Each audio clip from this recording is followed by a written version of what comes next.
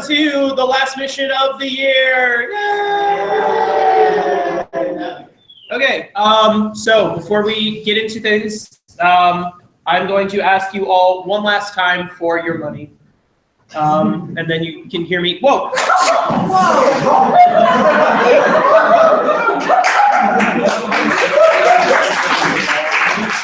I'll take that.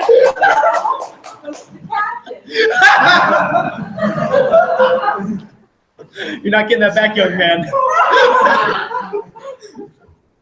Anyway, if anyone else wants to give money, please do so in a less violent fashion.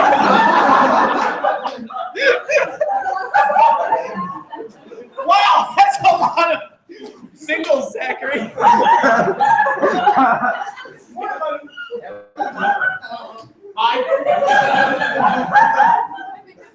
All right, well, if anyone wants things in return for your money,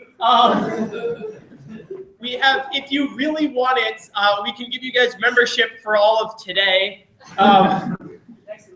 Yeah, and next week too, I guess. Honestly, it's not worth it, but we're not going to say no. Things that are worth it are wonderful Star t-shirts that we're still selling that I don't think anyone is wearing. And I don't blame you. I haven't done laundry since last week either. Finals are tough, you guys. Speaking of things that are tough, you know what helps? A nice refreshment. We have wonderful sodas available for you. They're cool. They're fresh. They're soda. Good segue. Yeah. Isn't it? They're below room temperature. Yeah, because we have a fridge plugged in. They're fantastic. You should get them. We also have the keychains for you guys. They're a great thing to have over the summer, as you know. You gotta have like keys to your house and whatnot, and you know, sometimes keys are hard to keep track of. But UFOs are not hard to keep track of. In fact, they're so easy to keep track of that the government has kept them secrets from us for years. So keep your own keys a secret from people who want to steal your stuff, and purchase a Star UFO keychain for only $1. Like that one on the ground. Like, yes. I don't know whose dollar that is. Probably Zachary's because he threw cash at you. Well, also Derek threw cash at me, and I think Froyo did too, and it was a mess. So we do have, even though this is our last official meeting, we still have a couple of things going on. All right, come on, Zachary, snake crawl your way over here. We still have a couple of things going on, most of which are behind me. Starfest 2018 planning meeting, where we get a little bit of stuff out of the way before the beginning of next year, is going to be on the 13th from 3 to 5 p.m. at SAU 1010. The final Webmaster Committee meeting is the day after on the 14th from 6 to 8 p.m. in the SAU Alumni Room. Next time, or next week, right here, there's no official mission, but we are doing like a little hangout thing. Like, you're more than welcome to bring games or whatnot, and we're all just going to be here. Well, not all of us, but a lot of us are just going to be here hanging out and board games and talking, and it'll be great. It's 1829. It's 1829. 1829. It's 1829. Okay, that's not what the calendar says. Sorry. Derek. What's that? Because the calendar was wrong. I'm pretty sure it's 2017. No, Starfest 2018. 2018. Oh. We're starting early. Yeah, we're getting on it. So yeah, next week there's going to be lots of board games and video games. Like, we have like 10 million Switches, and Mario Kart just came out, and Mario Kart. there's probably going to be a lot of Mario Kart. Otherwise, that's it for the last announcements, everyone. So thanks for a great year.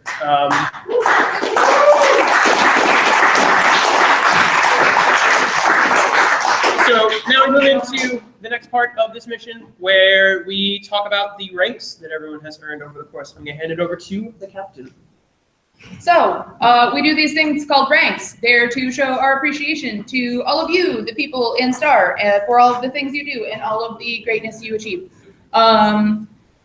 We do a system of ranks. It goes like this. If you come to anything that STAR does, you're a cadet. If you pay for membership, you're an ensign. 3 are lieutenant junior grade, lieutenant, and lieutenant commander, which you can get in any order by being a paid member of STAR for 4 semesters, by running a mission, or for volunteering for a committee or event. After that, you can get commander and captain by a merit rank, where you are voted by 3/5 of the bridge crew for going above and beyond. And also, if you are elected captain, then you're a captain. So now I'm going to give a little recognition to everybody who earned a rank this semester. We do this in chunks, so let's hold the applause until after each chunk. So I'm going to start with all of our new ensigns this year. Lencella, also sorry about names, I'm so bad. No, you got it. Archie Jaw, John Fitch, Chris Snyder. How is Chris Snyder an ensign this year? I don't know.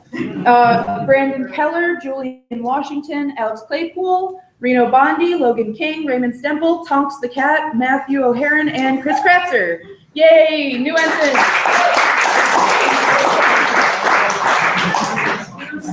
That was from, I said Tonks the Cat. No, we're Oh. All right, we'll keep going. Now I'm going to read all of the people that got their ranks for running a mission this semester. Please hold your applause until I'm finished. John Fitch went from lieutenant junior grade to a lieutenant for running mission 95, Ender's Game.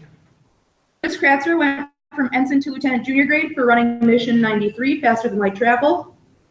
And that's everyone who got one for running a mission. Thank you very much for running a mission. Now these are the people that did volunteering.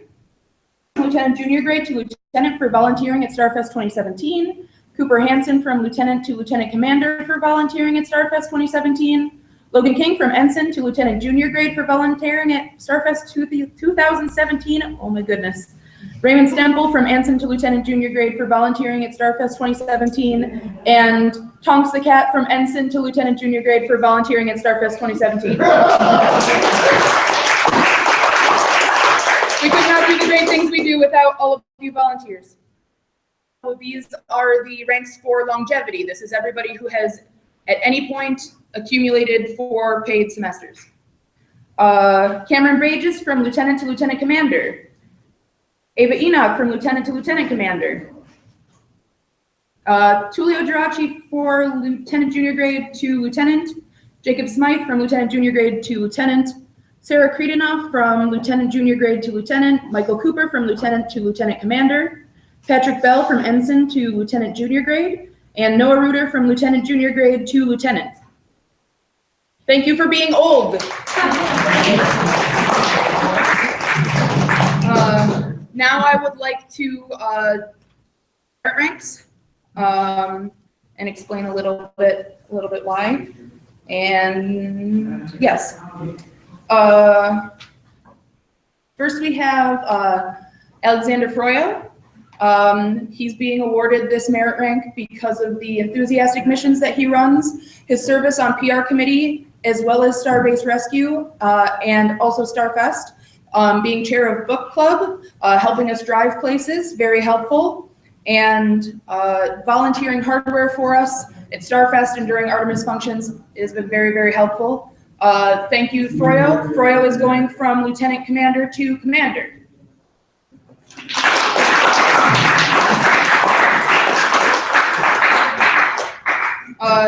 We would also like to award a merit rank to Michael Cooper. Michael Cooper has delivered many well-researched and thought-provoking missions. He served as volunteer on Starfest. He has shown interest in making this club better by coming to many bridge crew meetings and debriefs.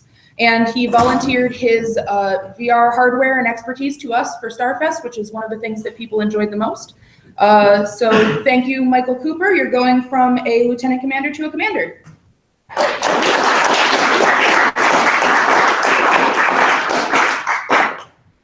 One is for Joe Porcella.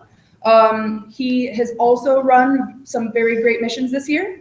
He has been very available for us at tables when we've had difficulty getting people. He's always available for us. He drives us everywhere still, despite the fact that he's not on bridge crew anymore. And he has made himself available to us multiple times all semester long, despite the fact that he's in like 6 billion clubs. So thank you, Joe. You are going from commander to captain.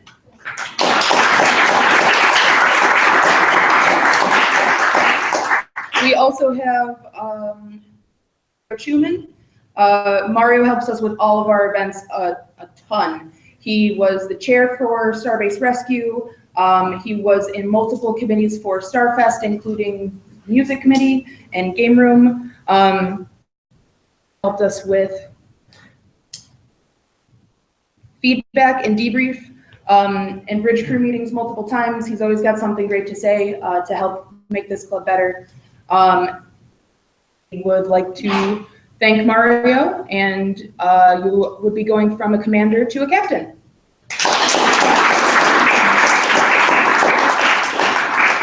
And finally, and somewhat out of order, we would like to give a merit rank to Ava Enoch. Ava served on the bridge crew this semester. She has not only been very consistent with her bridge crew duties, but gone above and beyond and taken on things simply because she wanted to help. She also has worked herself to the bone this semester on PR committee and Starfest, which she's the chair of both very demanding positions. And she's also very helpful driving us around. Very good stuff. So you are going from a lieutenant commander to a commander. And the last rank to award is also to Ava for being elected captain. You're going from a commander to a captain. I hope you enjoyed being a lieutenant commander, a commander, and now a captain in this very short span. So thank you to everybody who helped make Star amazing this year. We are so thankful to have you, that you do, and we hope to see you do more next year. Yay, thank you.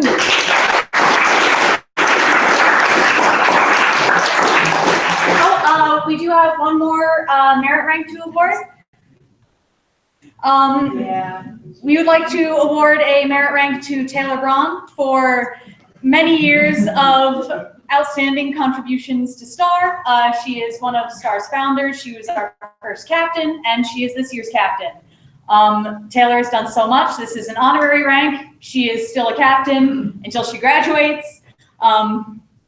So, round of applause for Taylor. Give me a heart attack there for a I'm second. so sorry.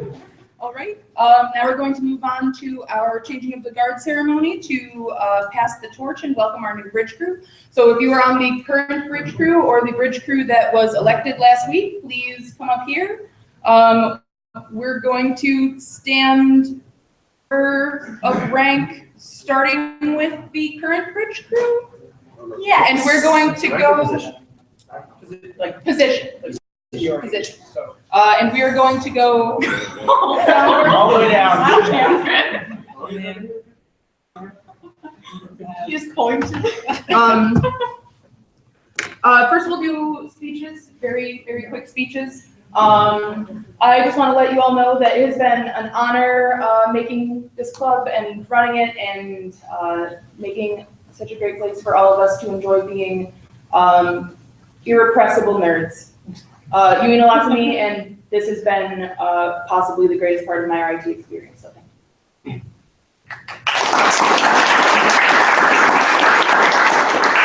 I had a wonderful year on Bridge Crew, and I am excited to keep us going next year.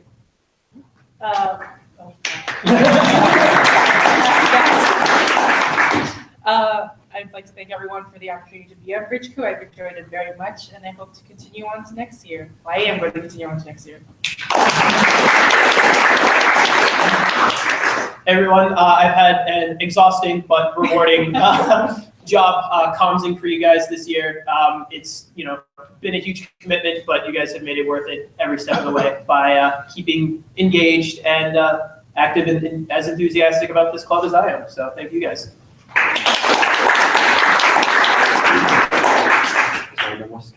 It's been great being an engineer, being part of the club, and seeing how far we've come since we started. It's a long way. And yeah.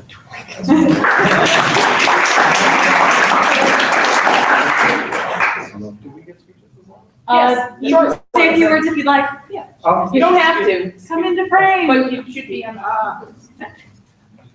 I look forward to taking over as treasurer, and I thank you all for the opportunity.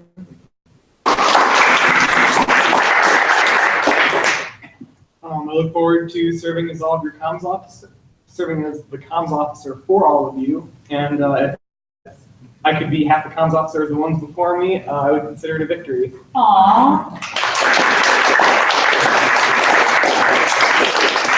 That said, I hope to be better than all of them combined. Well, wait until he's actually on Richard fighting. Okay, so now, everybody is going to, come relieve their predecessors. Guys, so we don't mess it up like we do every single year, I relieve you, I stand relieved, got it? Shake hands like you like each other. And we're gonna go from chief engineer up. So we can get out of the way. I relieve you. I stand relieved.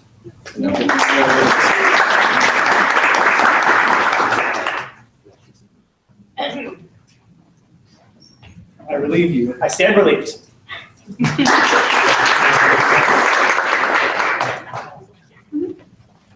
I relieve you. I stand relieved. I relieve you. I stand relieved.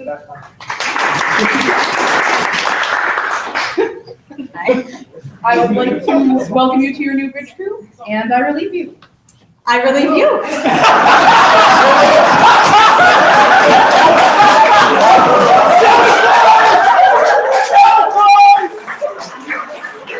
stand relieved.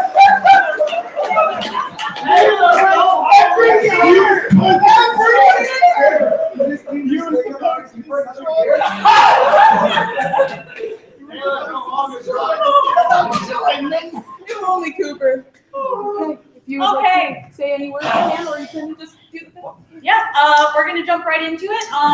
We are going to do a quick debrief of this past year in STAR. So the way we usually do debriefs is first we talk about what went well, then what went not well, and what just went. I think right now we're gonna focus mostly on what went well, and then we'll talk about what went not well. All right? We're gonna write it on the board. If we can erase this part, not the IDIC, and can someone take the notes on the board as we do this? That's the comms guy. I hope your handwriting's good. It is. Okay. Okay, Even close. Okay. Great. Do you want to swap? Yeah, you can. you don't have You can do to. your first job delegating. I will delegate to our wonderful engineer. Oh, yes. Here, I'll do that. I'm going to post a link to the survey in the general Slack. You can fill it out on your own device if you would like.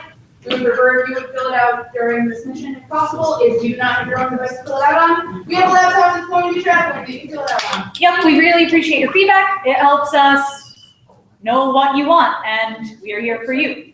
All right, let's start by talking about what went well. Can I have some hands?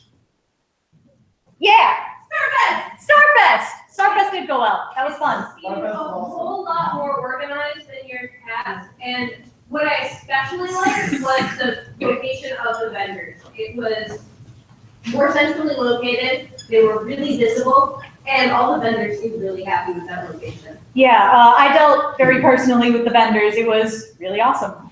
Does anyone else have what went well? I think a lot of investments went well this year as a whole. There were a lot of thoughtful comments and just a lot of interesting topics too. I'm glad you enjoyed it. Thank you for the feedback. All right, can we get some more what went well? You've been here. We have a bunch of wonderful new faces in this club. And John.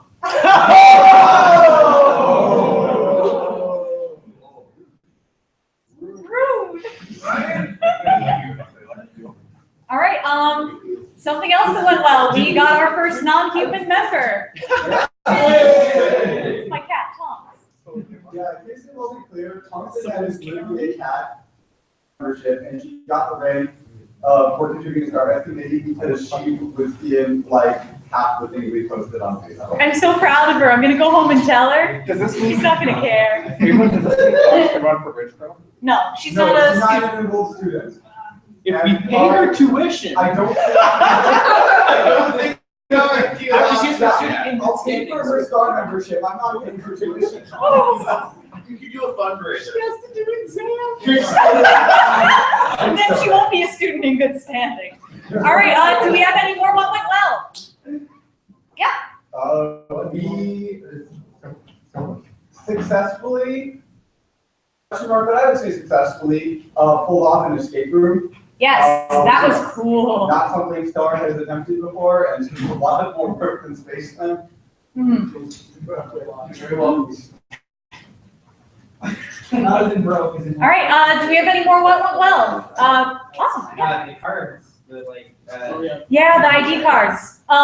Just a quick note for you guys who, if you filled out the survey and do not have one yet, you will have those, our laminate. But we have the cards printed out and we will get them to you before you leave. I will message you a lot and we'll make sure you get it. Unless you don't, then we'll keep it and that's okay. You'll get it next semester. Yeah. All right, yeah. On a similar note, it was delayed because Starfest planning kind of takes over all of our lives. That is true. But we have our ID scanner finally, and it works. Yeah, that's really cool. If you guys if you signed in, you could scan your ID and your information will pop up. It is way cool. And the webmaster committee yesterday created a few tasks that we're going to work on over the summer, so it's even better this fall. Awesome. Okay, if we want to move on, just so that we get to Soapbox, you guys can for longer, because that's always fun. Let's go to what went not well, because we want to hear, we want to improve. Taylor getting the lead. Hey, I got relieved just fine. The problem was I also tried to relieve it. Cameron already relieved me, so it's fine. So who's captaining the bridge crew? Me! Oh, okay. All right, do we have anything else? This is helpful feedback for us. Remember, be considerate, because don't be that. More behind the scenes than member facing, but a lot of committees had changes in planning, PR committee being the one that had the most formal transition of power. But there were a lot of shifts in subcommittees, in planning a lot of our major events. Some of those things were unavoidable, and we're obviously going to look from them next year, but they are things that made planning a bit more difficult. For more members to be in positions of leadership, because that really helps us if more people want to help us run our club. And makes my job easier. That is true. Do we have any more what went not well? So actually, that's something else on what went well. Sure. We created YouTube content for the first time. Oh, yeah. It's not just doing missions, but like content created for YouTube. Yeah, we have funny videos, guys. If you haven't seen them, you should check out our YouTube channel, because they are funny. Like and subscribe. Funny isn't that strong. Like, They're subscribe, funny. donate to our Patreon, like the video, comment the video, subscribe to the video for more videos. Do we have any more what went not well? Yeah?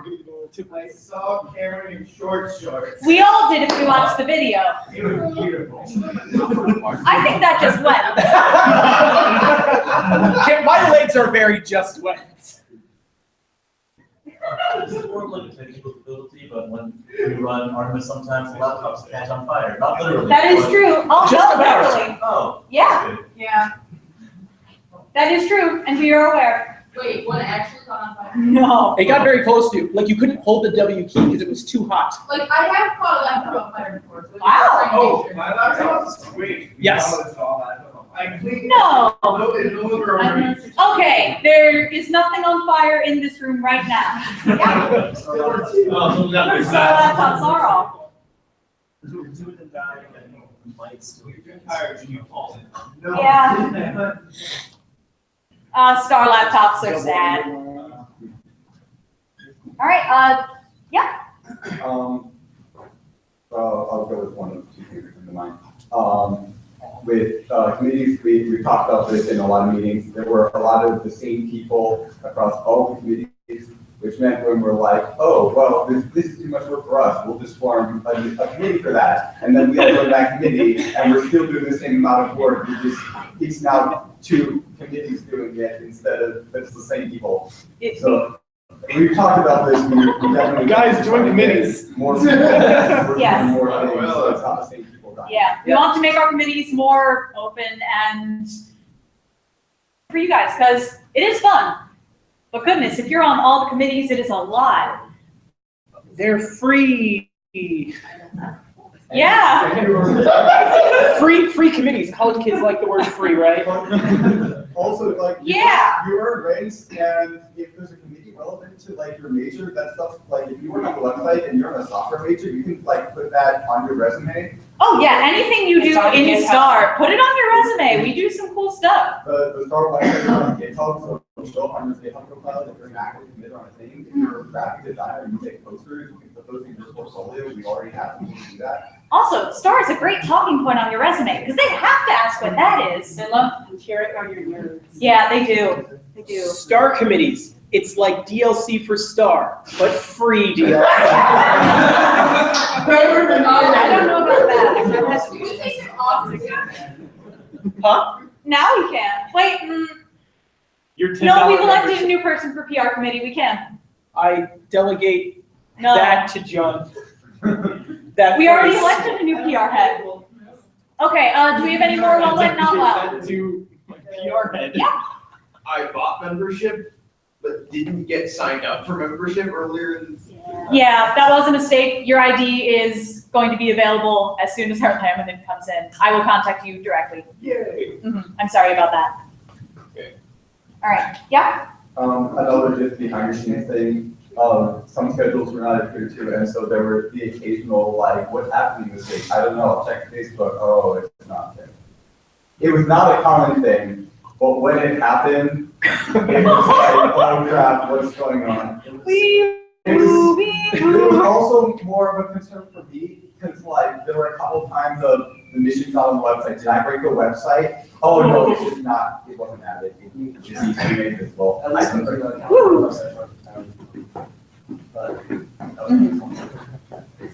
All right, do we have any more what went not well? All right, so the survey is getting passed around, so anything you didn't want to say here, you're welcome to say it there, it's anonymous. If you can fill it out on your own device too. So that Yeah, it's on Slack. It is in the Slack. Slack, it's just a Google form. All right, we can keep this up here for a little bit longer. Be nice to Cameron. No. Give me like a 6 out of 10. Guys, stop. They give you a beer. All right, we are going to start our soapbox, and our new comms officer, John, is going to explain how that works. All right.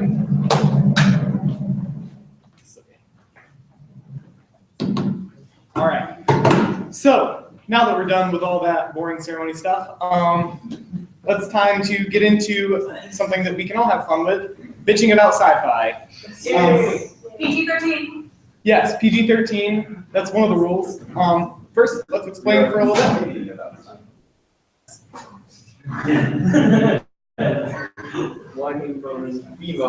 So anyway, as a result, we're providing you with a soapbox. Contrary to what you might believe, this box is not filled with cleaning supplies, but instead a platform for you to complain about the sci-fi thing of your choice. But before we begin, there's a few ground rules we want to set up. First off, where's the thing? Oh, it's right here. Yeah. First off, if you have an idea that you want to be on the soapbox about, write your name on this list. You can sign up as much as you want, but you can't sign up again until after your name is erased, so until after you've gone. If you have spoilers in your soapbox spiel, be sure to explain that beforehand. We don't want anyone getting spoiled on something they not want to watch. And another thing to keep an eye on is IDIC. We want to make sure we can include everyone here. So just try and make everyone feel comfortable and welcome. And I think that was everything. Just keep it PG-13 because you are being recorded. This is being live streamed. Be mindful of other people around you with both an IDIC, infinite diversity, infinite combinations. Be respectful of the people around you. Not everyone has the same experience as you. You don't have the same experience as everyone else. And yeah, that's about it. If you would like to sign up for a soapbox, please do so. And Joe's gonna get here first, so No, run, Joe, run. Don't be disruptive. Be nice. Oh yeah, I think I forgot to mention. You're gonna have about 5 minutes, give or take, to do your thing. So just keep that in mind. Start talking. Okay. So this is what, the third year or so we've done this soapbox thing. And so my question is, why is there still no wooden crate here? Where is it? I don't blame Star. The past 2 years I was one looking for this wooden crate. Why is it so hard to find wooden crates? We need one of these. That's it. That's all I have.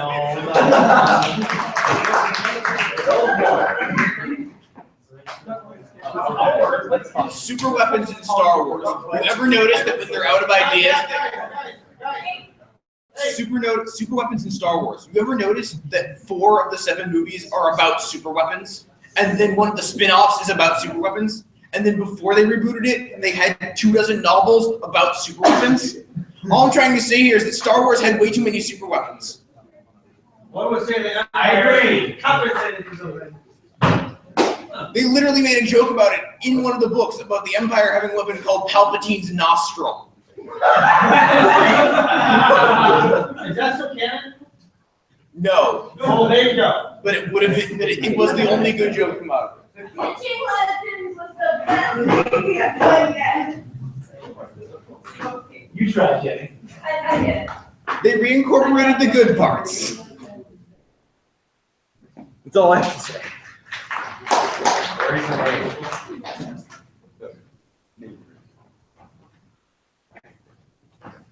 Doors!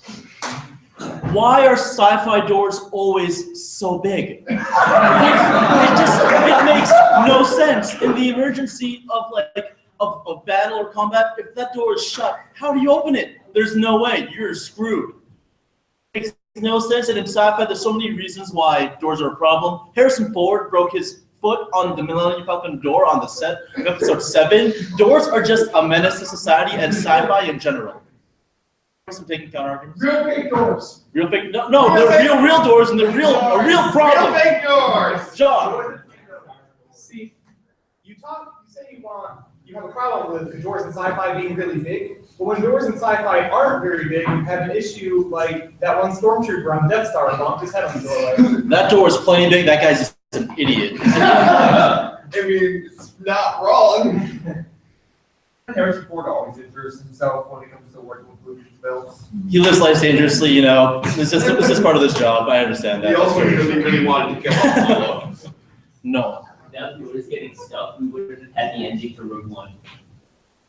But also, without doors getting stuck, Qui-Gon Jinn probably would have lived. So think about that for a second. See, I think the problem is that we're not thinking of doors correctly. We're thinking of doors as separate entities, but what doors really are variable walls. You see, a door, if it is closed and locked and you do not have a key, is to you a wall. And it is no different from a wall. If I have the perception of being able to open said door, I believe it is a door. If I'm the Hulk and I can smash a wall down, that wall is now a door. I believe that doors are just walls that you think through. Would you say anything is a door in the driver's truck? Exactly, Derek. So say you're on an landing problem, you need a hyperdrive in the middle of the ship. What are you gonna do? Cut out the bottom, stick it, and load the bottom, put the whole back on? Build the hyperdrive smaller. Is the answer? Yes. How are we gonna accommodate the needs of the huts, man? Okay, the huts. That's a whole problem of their own. All right, any closing statements for doors before I close up doors? Doors? Oh, Ryan. You're adorable. Ah, thank you. What about the doors that keep the vacuum of space out? Well, I mean, you know, that's a good point. Anything else? Essentially. All right, so I'd like to close this this door argument with just one more idea. You know, that's way better joke than I was going to say. So I'm done. Goodbye. Can we talk about sense of scale? So the USS Voyager is an Intrepid-class starship, and over the course of the series, Star Trek Voyager fires more torpedoes than can fit in the volume of the vessel, and launches more shuttles than can fit in the volume of the vessel. That's not accounting for the fact that they have to carry both shuttles and torpedoes.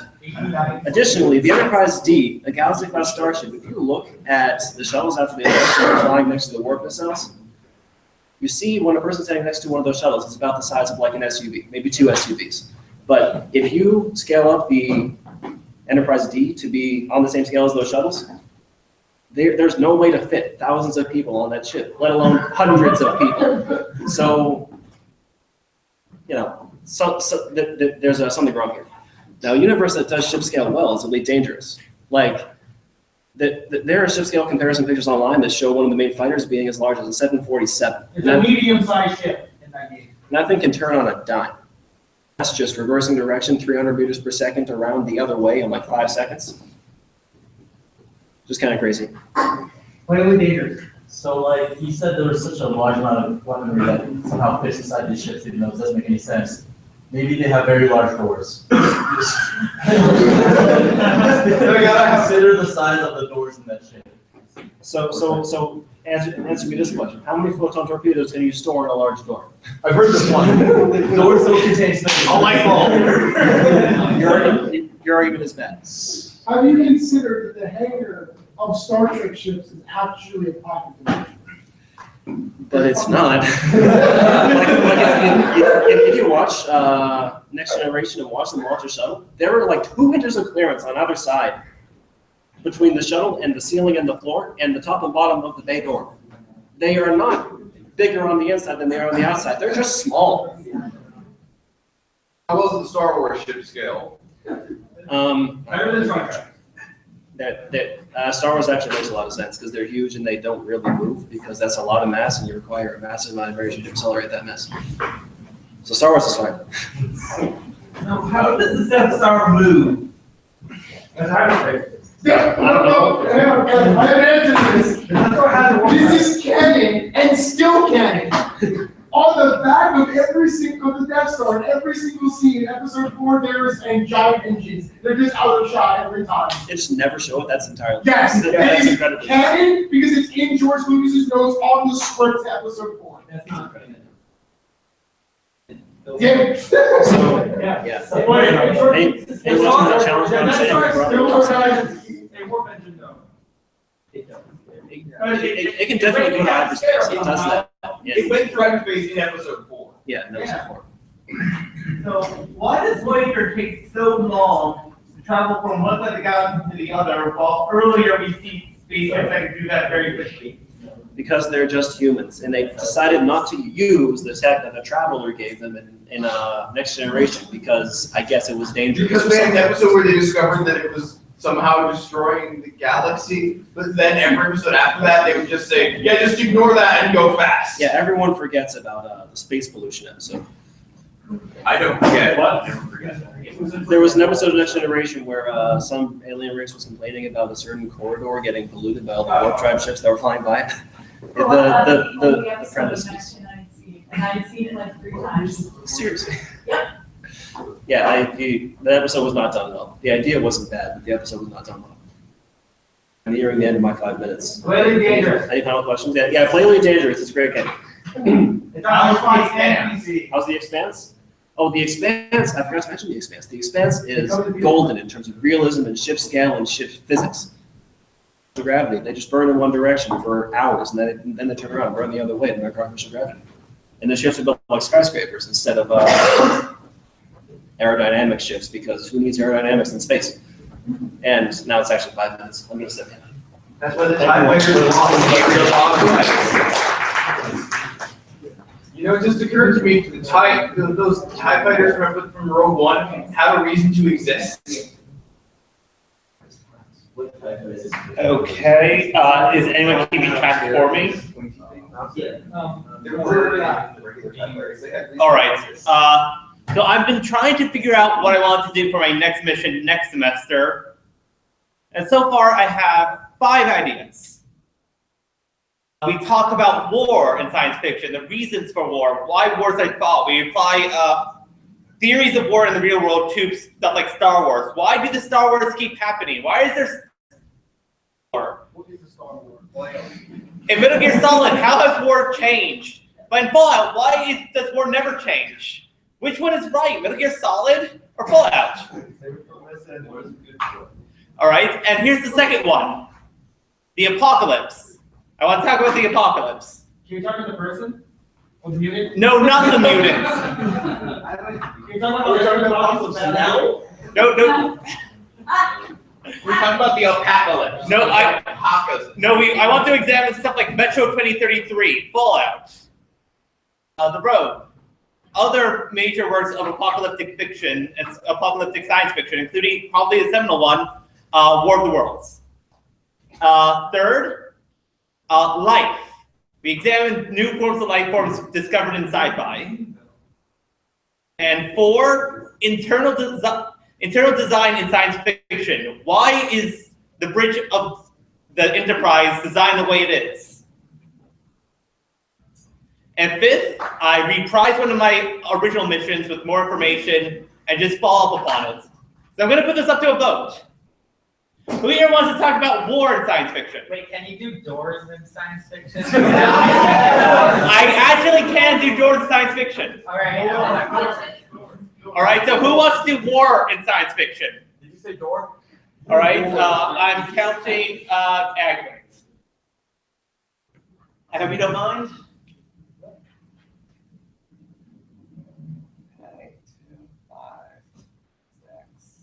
8, 9, 10. No. Wait, no. You can vote for multiple things. Yes, it does. I ran the government and science fiction mission. It makes sense. Who wants to talk about the apocalypse in science fiction? I just have an idea. You know what war and apocalypse is the same fiction? War apocalypse. Just saying they are very. I think I counted 8. All right, who wants to talk about life in science fiction? What? Life.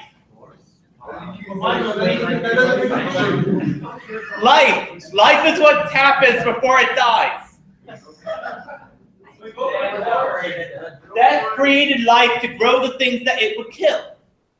Do we vote for doors? All right, internal design in science fiction. Okay,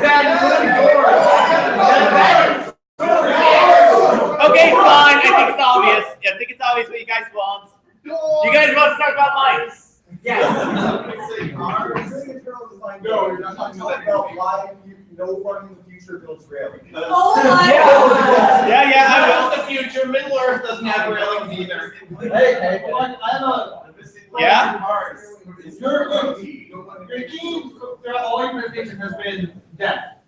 Well, yeah. So internal design is what we do to distract ourselves from the inevitability of death. So why can't you finish the mythology just by talking about death and sci-fi?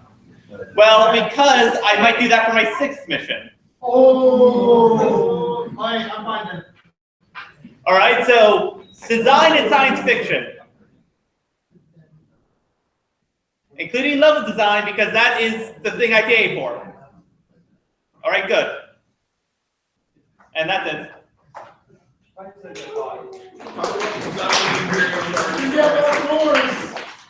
And yes, I will talk about doors. I will talk about that one door sound that appears in every science fiction movie. The whoosh door. Oh, yeah. That's why they have to make a door sound. Where it goes. They have to have a different sci-fi door sound. Shh. The whooshy door. Makes a whooshy noise. All right, a lot of you are very familiar with the phrase that I'm about to say. Ditching legends is the best thing they could have done. Okay, all right. I am going to counter your counter before it comes out. Yes, there were some good things in Legends. Dipped my fingers through 10 piles of shit to find a gold coin. I say that's not worth it. And they're bringing the majority of these back anyway. So, oh wow, Cameron, how bad could Legends really be? Skippy the Jedi droid. For any of you who may not be familiar with Skippy the Jedi droid, in episode 4, when Uncle Owen buys an astromech droid, it's a little red one, and it begins to drive away. R2-D2 beeps and whistles at it, and then it explodes. He then buys R2-D2, and the story continues. Well, according to Legends, that little red droid, his name was Skippy, and he was a Jedi. I think that's this. So here's another fun one. I don't know this character's name, but so in episode 4, you know, there's that scene where there's all the admirals and the generals and all that sitting around, and they talk about how the Senate has been dissolved. At one point during that scene, a stormtrooper leaves the room. All right, there's a whole legend story about how that stormtrooper was force sensitive, felt the destruction of the Death Star coming, and left. I would also like to remind you that Darth freaking Vader walked right past this guy and also stayed on the Death Star, only leaving because he had to take the fighters on ship to ship. Remind you of Ken the Jedi Prince, the son of Emperor Palpatine, raised on the planet that the Rebel base was on by Jedi droids, taught himself how to use the Force, and joined the rebellion. It's canon to Legends. Also, we got Jackrabbit, who's an anthropomorphic bunny who was the best friend of Han Solo. Right. You also have a group of about 20 or so Jedi who get together to try and figure out how they're going to get rid of Darth Vader and lead a revolution. And one of them says, we don't have to plan anything. I'm so confident I invited him here. And then Darth Vader shows up with an army. Okay, that sounds kind of good because Darth Vader kicking ass is always a treat. Yeah, I'm gonna counterpoint. They actually did a good story about that with a group of Jedi. They're like, we can take on Vader, and then then the one competent guy goes, nope, I'm out. We're not doing this. Okay. Speaking of people who are force sensitive, you shouldn't be. The guy says, "Look, sir, droids." Also, my favorite religion is how Chewbacca dies. A planet falls on him. That was sad. Don't care. Tragic. Wicked's Force Ghost Grandpa. Wait, what? All right. I'm sorry. Let me get the logical extension of a comedy drama. It is canon to George Lucas in EU. I'm just coming up here. Sorry. Come on, buddy. It was Ewoks. It was Star Wars Ewoks, which George Lucas was directly a part of, where Grandpa, who was a Force ghost. You know, Wicket, the one in episode 6 that was helping Leia, the one that was definitely not Force sensitive. His grandpa, though, was a Force ghost. You also have Mount Sorrow. Yes. Can we have a moment to talk about our Lord and Savior, the Christmas special? Wait! Oh my God! Is that canon? Porcupine should never be watched in the living room when there are children. Wait, have they officially declared that the Christmas special isn't canon? Yeah, they didn't declare it non-canon, but they said the only things that are It canon. wasn't canon, but Legends technically. It was Wow, so shitty, not even Legends wants to touch it. Technically, the Jedi Prince series, also so shitty. Okay. Justin. The saddest part of all the life-based stuff that happened is because of that, Lumpy, Chewbacca's son, has made his way into the new canon. They are canon. His family is canon. After So, is Lumpy going around here the next Star Wars movie? It would just end the Ewok TV show. The witch was so powerful, of course, she could reanimate slop matter into a giant golem, and she used her power to terrorize teddy bears. Who did this? The witch in the, Okay, to be fair, they have parallels to that in the current canon. Okay, any other legends that we want to collectively shit on? I'm going to go back this way. Okay. Vader, so bad in universe, it was a children's story. Okay, I think my 5 minutes are just about up, so. Legends is ass. Hey, Great Admiral John Page.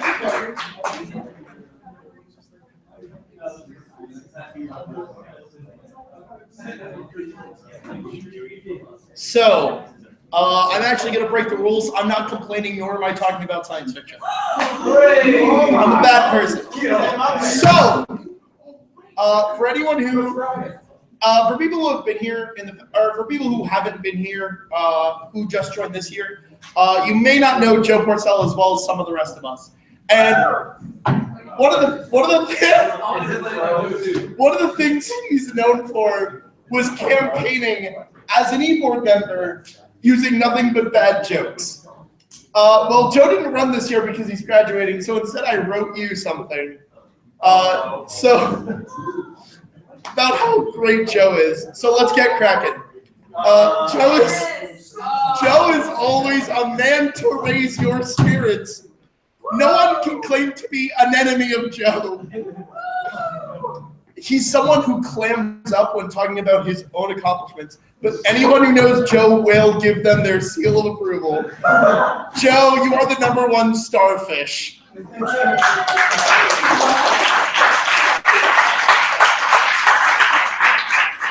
Also, he does scuba, so he knows how to work under pressure.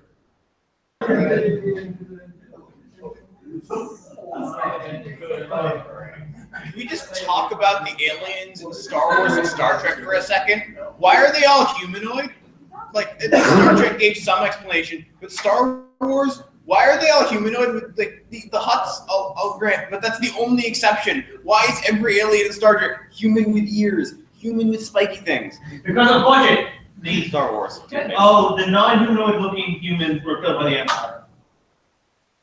Then why don't we see them in episodes 1, 2, and 3, where George Lucas loved to use his CGI? We had Dexter. He's still humanoid. He has arms and legs. I want something that's a cloud of gas. Oh, they have that in Star Trek all the time. Those were insect-like. They could stand on their hind legs, but they weren't really humanoid. They had 4 arms. And on that subject, Rogue One, couldn't we have had one alien in there? I would have loved to see that current cast with just like some random alien guy. There was some random aliens. Counterpoint.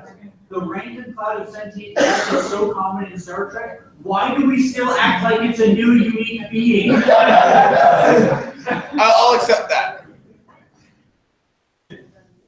All right, so maybe what they're trying to say is that the only life forms that develop to a certain level of intelligence are life forms that share certain traits, like the ability to carry stuff while walking long distances, which is ideal if you walk on 2 legs and have arms. It's just, that's designed through natural selection. Still more of an explanation than they give. I mean, I'm sure the real reason is the filmmakers decided that humanoid aliens were the ones that casual viewers more likely to identify with and see as the same being.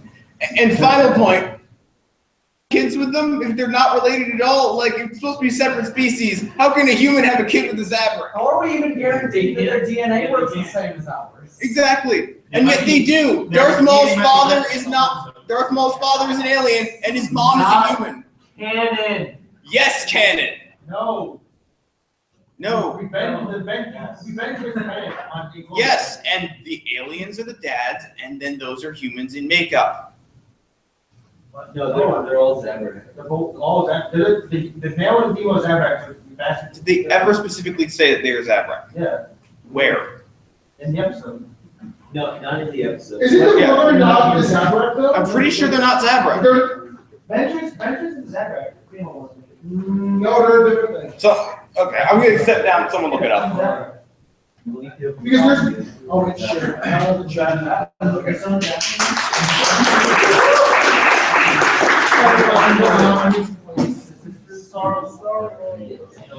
I have one thing to say. My first star mission, I was promised the next mission would be Weeping Angel Tag. 4 years later, I still don't have Weeping Angel Tag. That is all.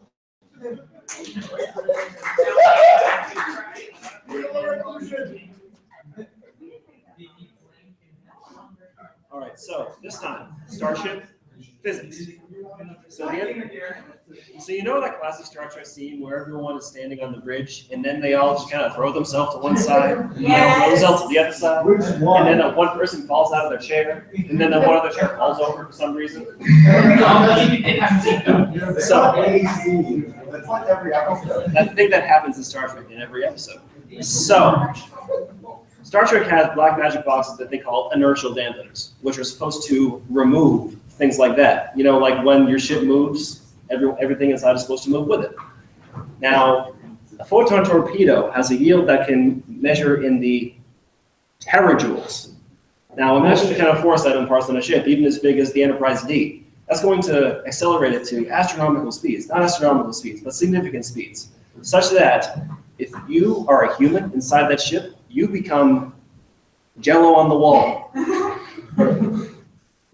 So there's a disparity here. The inertial dampeners go offline on several occasions, and the ship gets hit by these giant things, you know, thrown by a giant green glowing hand across the galaxy, or just flipped over, turned inside out, whatever, and no one gets splattered.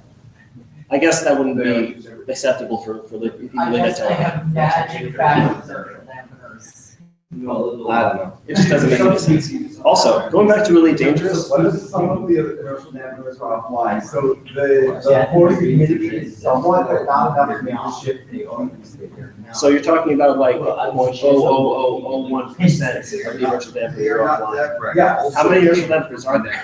There's like the really big one that's hard to hit, and then the tiny ones that are easy to hit. One in the captain's chair, one in the ops chair, one in the comms chair. Also referred to as granted, I also had someone try to explain how Super Mario Sunshine is all over so this theory actually seems to be full life there. Yeah. Also, so in Elite Dangerous, the Anaconda is the size of a couple of football fields. It's the largest ship it's the largest player ship that you can buy, or one of the largest. The fourth largest now. Yeah, fourth largest. So you can get passengers in that game, right? And there's an observation deck on the nose of the ship. That ship makes a full 180-degree turn in the span of like 5 seconds. Again, Jello on the windshield, but it never happens. You don't strap in.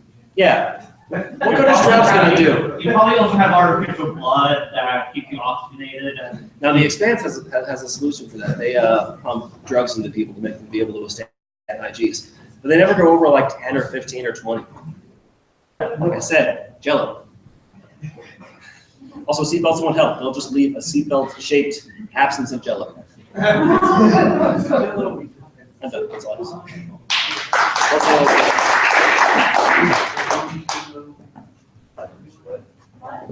I have. Okay. I didn't see you. Wait, so are you going or am I going? You're going. Oh, okay. Hi. So, if any of you have heard bridge crew complain about things that exist from previous bridge crews, you've probably heard them complain about a platform called Rizoma. People have this idea that people are intimidated by Rizoma, and I will fully admit the UI is not okay, the UI is pretty awful.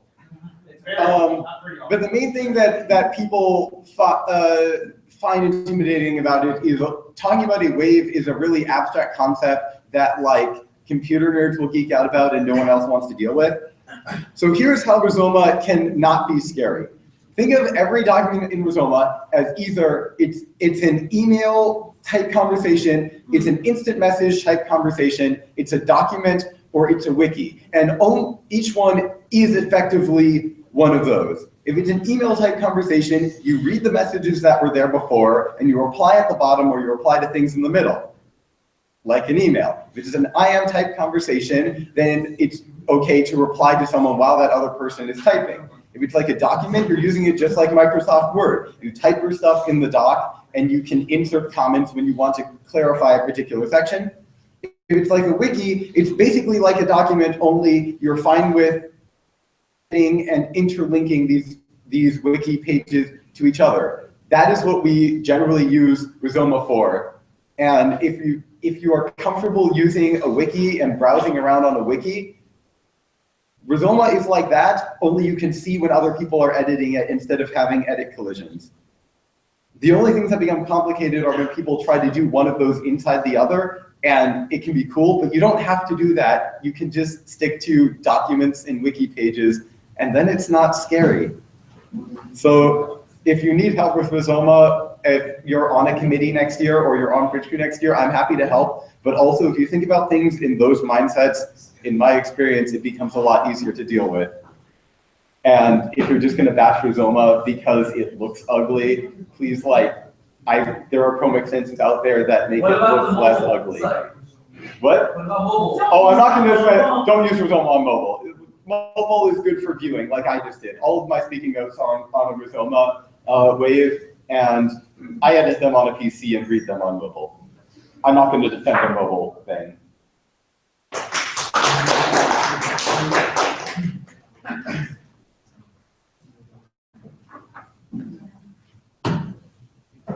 You may not know my face. That's okay. Hi, I'm Kyle. This is my first meeting this semester. And all I would like to say is, job at having this available online, which I make frequent use of.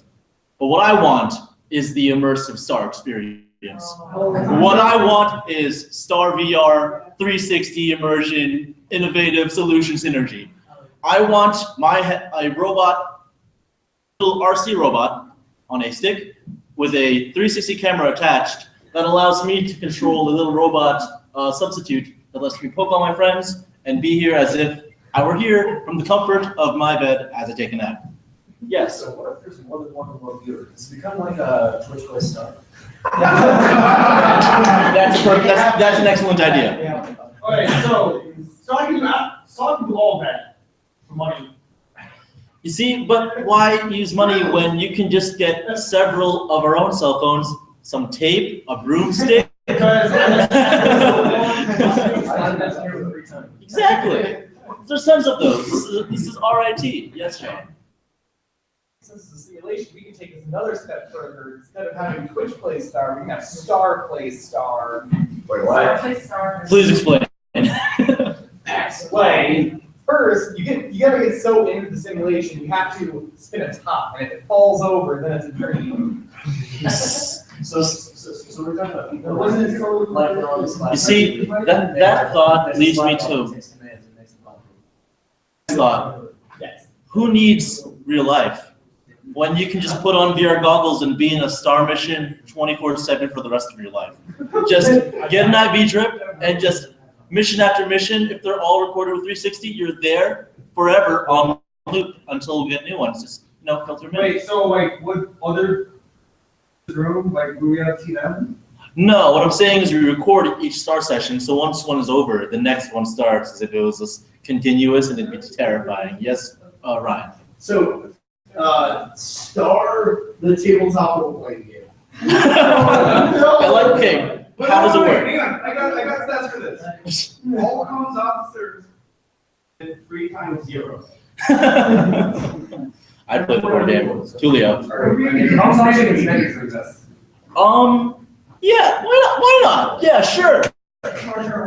Just STAR, VR, PR, committee meetings, just all the acronyms all the time, the best meetings and missions. Any counter arguments? Otherwise, we can just begin the budgeting. We can start. Yes, Justin. Do we build this before or after Luke bought? See, we solved that problem earlier. He left a pillow at our apartment, and we just have it. Okay, good. Right. All right, so this is my counter argument, pretending to be you. Hi, I'm Kyle. I would like a Google Hangout meeting, but less practical. No. What I want is the ability to walk up to my friends and tap them with my little screen face. As if Hi, I'm Kyle. I would like a Google Hangout meeting, but less practical, with the possibility of destroying your computer and costs money. That sounds about right. Yeah. Twitch plays Star. See, the collaborative power of this machine would revolutionize everything. It would change classrooms everywhere. All clubs from now on would be amazing. Yes. So I also said cloud, they're also going to be synergy. Yeah, there'll be cloud, we will have synergy, innovation will be had, there will be lots of teamwork, we will collaborate. Optimization. So many. We'll have SEO, we'll have SSM, we'll have BDS, oh what? Okay, bye. Run, units! Sure. Why not?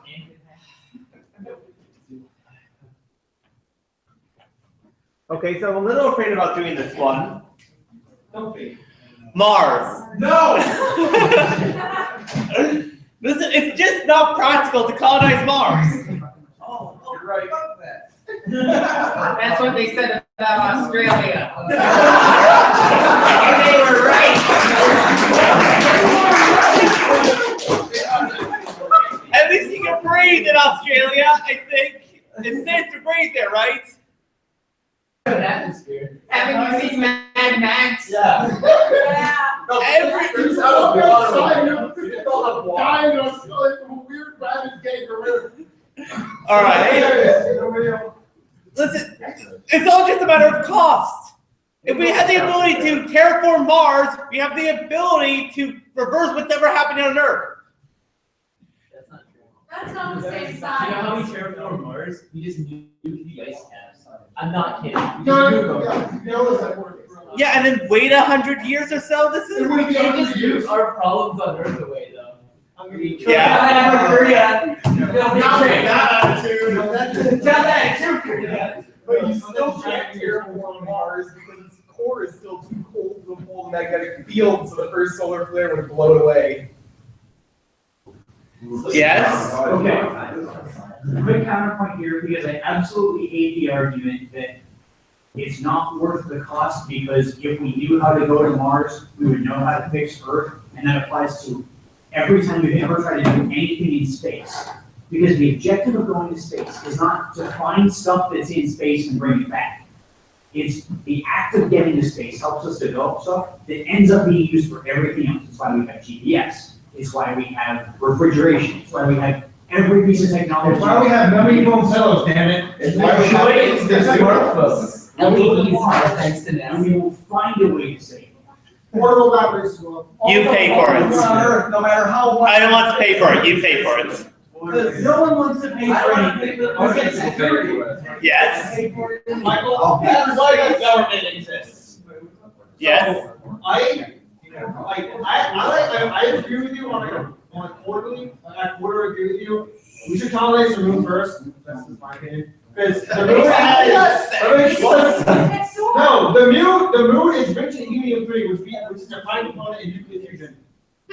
Boom. Would we be able to properly harvest it? Yes. You may skin it off top of the moon. This is like. Okay. Okay. Yes. Even if we fix Earth, as long as we're stuck on only one planet where we have single pointed bellies, as long as we're still on Earth, something can happen to Earth that we can't undo practically. Something can happen anywhere else too, but if we have 2 points, at least we have a backup. Like we get Right, but this is, you can't practically move enough of humanity onto Mars and then make Mars livable if interstellar travel was going to be a thing, we would have already encountered aliens. It's as simple as that. Not necessarily. Why? Why wouldn't we? Have you We're in a taken? nature reserve. That's why. Because aliens are too far away. The So you need universe to- is so big. Yes. If your argument is saying that, you're like, we haven't got extraterrestrial life, so why bother? The universe is so huge, we've been doing it for the past, 50 years? Looking at, there's a giant. What is the name of that equation? Yeah, the Fermi paradox. How do you resolve that? That also has nothing to do with colonizing Mars. Michael, there's a giant sign that we can't see outside sources that says, look but don't touch. Yes. Actually, in fact, the Fermi paradox goes against what you said for Mars. It's that we wouldn't find aliens if we were able to colonize Mars because we found aliens, and it postulates that there are no aliens because we haven't met them yet.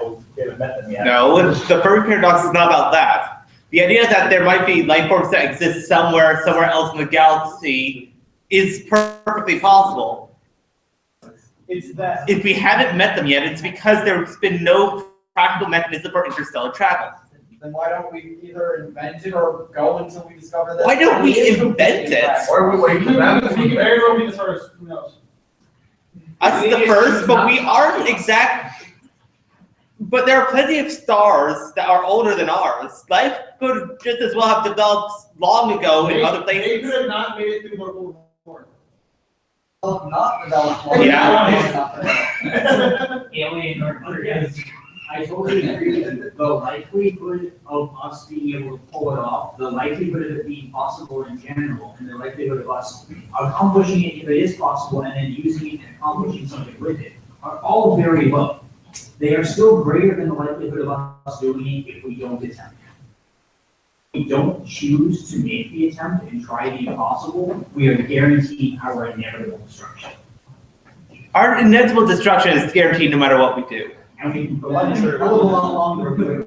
that is entirely untrue. There is another end other than the destruction of humanity.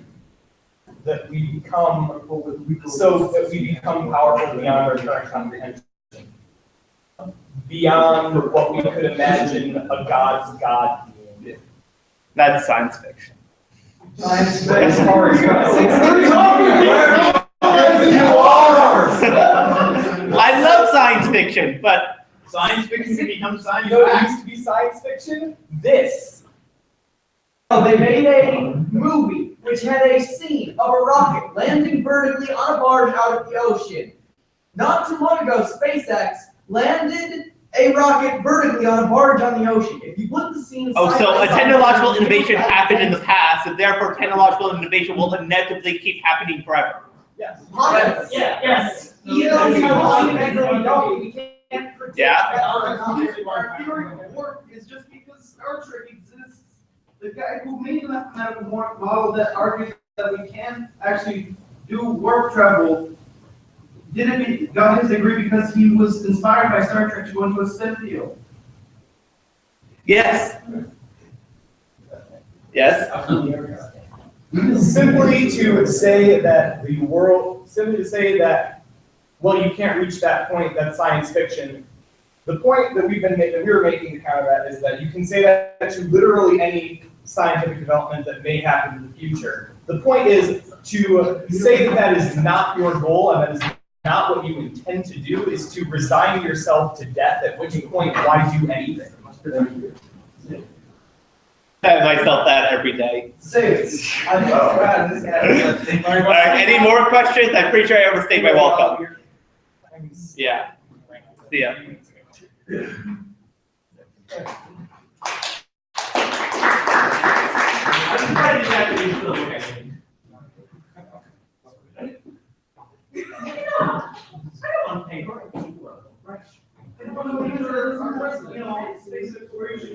Oh wait.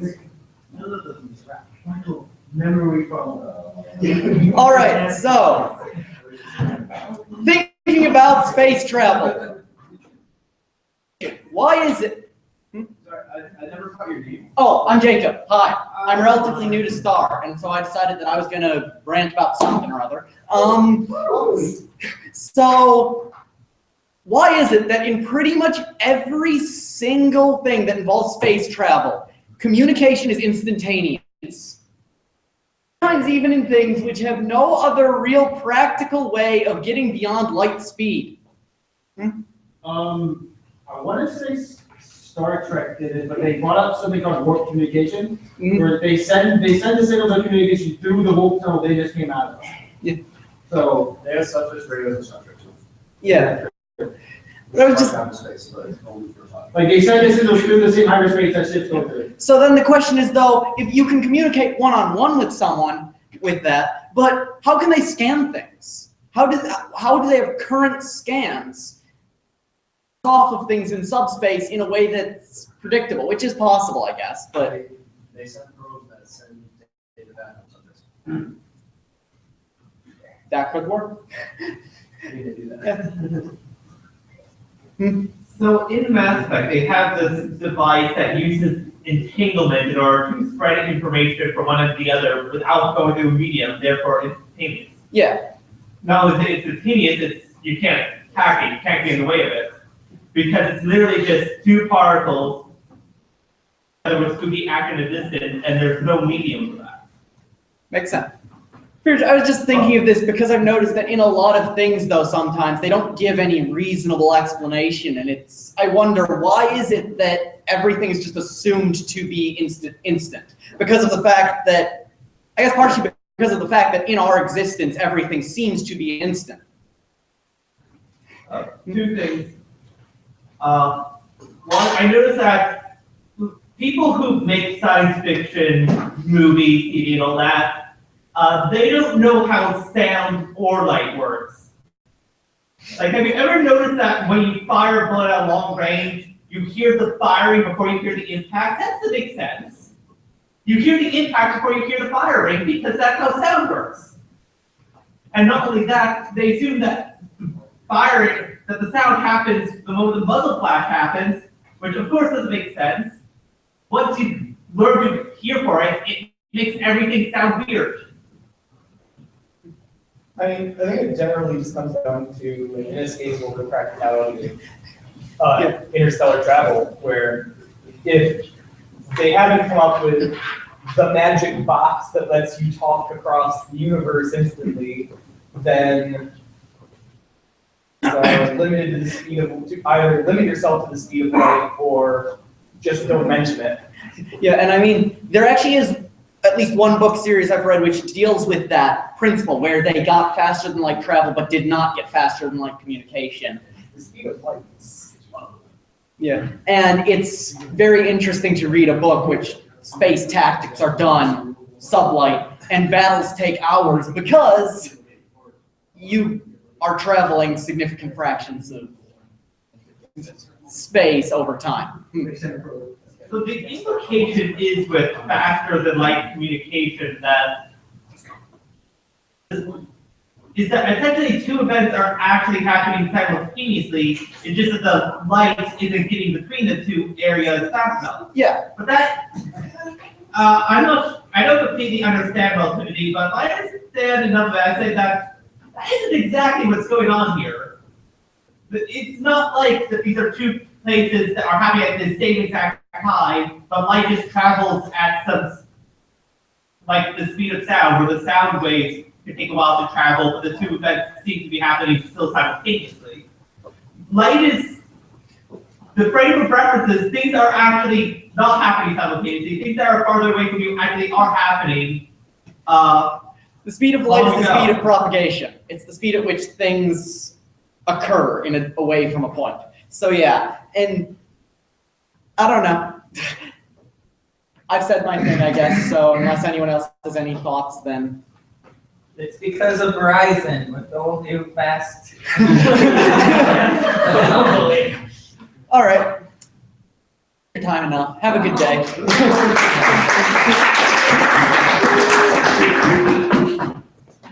I did it again. Not again. I did it. Okay, Cameron, I would like to call you out Oh, no. for a First Officer Riker battle. All right, well, I'm kind of weird, so I gotta light Yes. Do the other former Of course. Should you come up now, or should you be Cameron? I mean, you're all welcome to come up. Yes.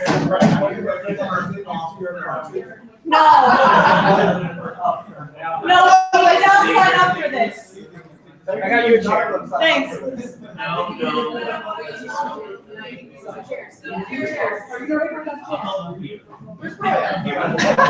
Freya go? Gonna lose. No! He's away.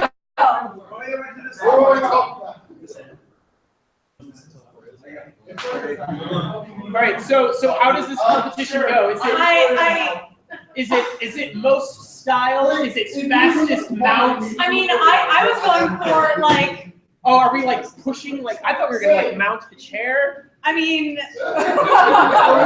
Is it officer's choice? Like wow. I feel like it's the officer's choice, All right. but I feel like I can get the highest Riker. Riker?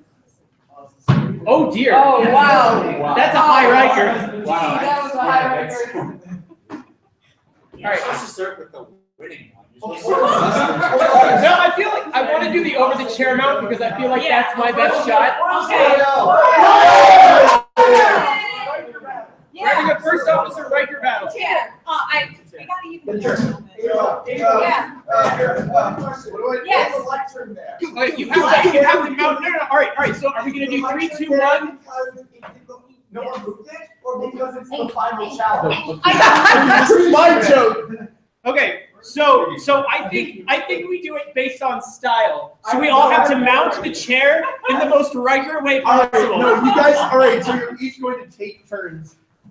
I'm going to be grading you on the style and the duration. Musical Rikers.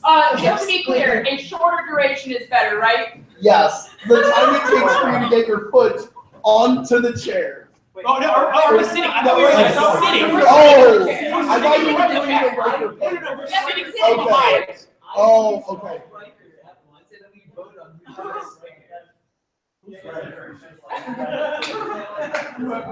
Okay, I like that we all Riker at once and we have a vote. This is gonna be awesome. All right, Riker sound check. We're gonna have a Riker countdown. Riker countdown. I don't know. Ryan, 3, 2, 1, Riker. Well, hello there, ma'am. All right. It's okay. We have 2 categories. We have these 2, and we have you 3.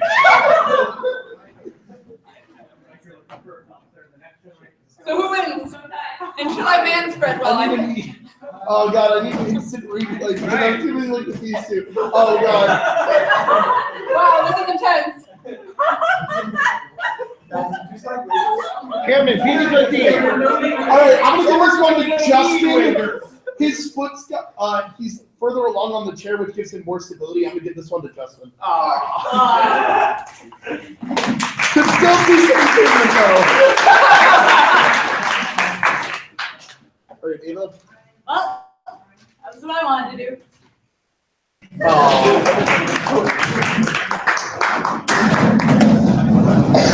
You know the actual reason why he does that?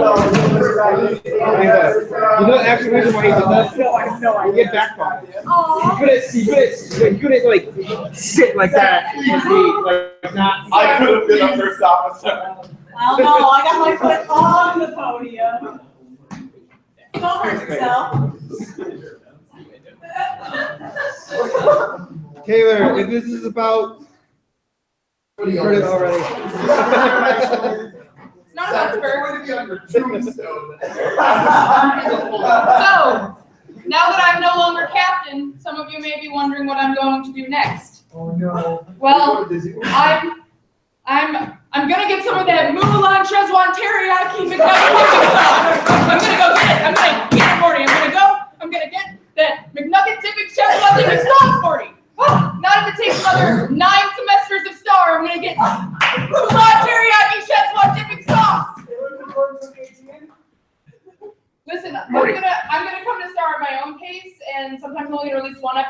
and sometimes we can make you wait a really long time for a season. A longer than necessary season, if you compare to other animated programs. Could be a year and a half or more. Yes, it could be a year and a half or more. So this was actually supposed to be Ryan Muskoff's rant, but he's not here, so I'm taking it. No. All right, I was a little distracted by the demonstration that just happened. I honestly kind of forgot what I was going to talk about. So instead, I'm going to talk about something else. So Doctor Who's been running forever. Should end, honestly.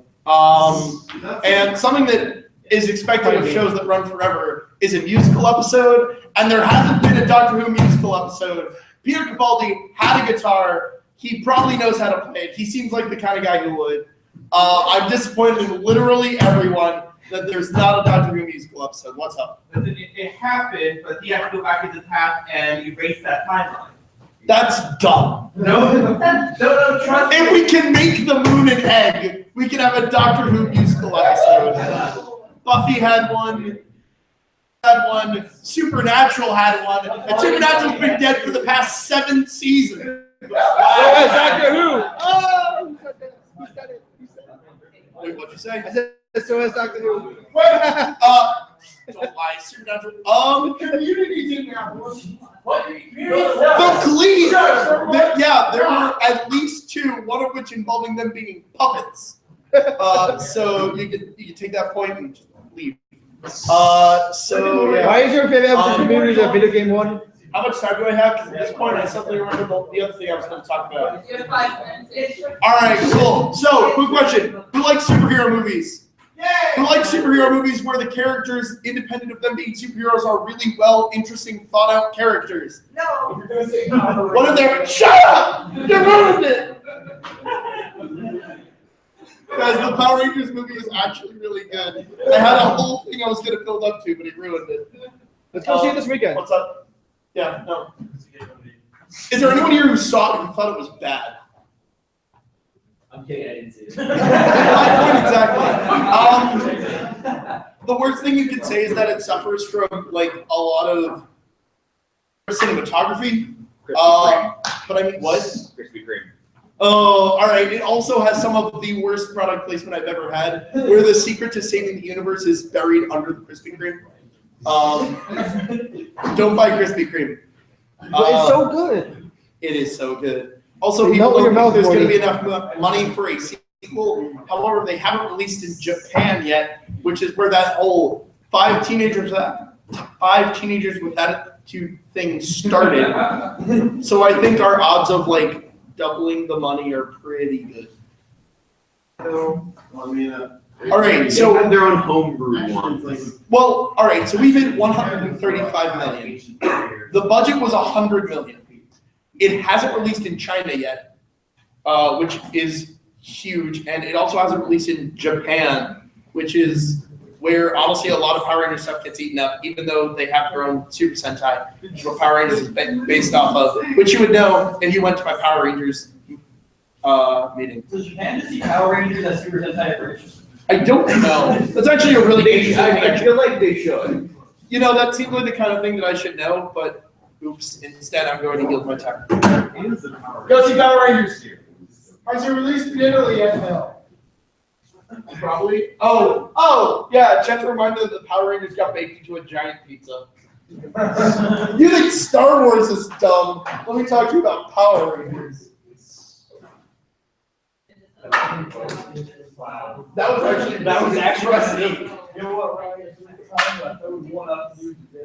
Okay, so first of all, holy crap, Star is a thing and it's still awesome, and every single day that blows my mind. Go tell me what to do. Who are you? Because I remember when it kind of started out, and it was shortly after our first and last game of Weeping Angel Tag. Yes. Legitimate question. Who are you? I'm new. I'm Justin. I have not been here very often this semester because being a 5th year dual degree engineering student is hard. Really hard. But I'm telling a story about Weeping Angel Tag that will make all of these answers clear. After our first and last game of Weeping Angel Tag, we decided, for very good reasons, never to do it again. But the same group of people got together shortly afterwards to celebrate Halloween because we all liked this weird show called Doctor Who, which in hindsight really isn't written that well, and it's regrettable. And I still watch it and I still like it. It hadn't gotten as awful, or at least it started being awful, but we didn't realize the trend was going to continue. Yeah. This is before the 50th anniversary special, because these guys were. Yeah, but we decided the 50th anniversary special was coming up, and it was a cool thing, and it was going to be the following year, and we all got really excited about it. And we talked about our favorite doctors, and we decided to dress up as the Doctor for Halloween, and various Doctor Who characters assembled. And then we stayed up way too late, and we were talking about Doctor Who, and it was like 1 a.m, and someone said, we should make a Doctor Who club. Way too late.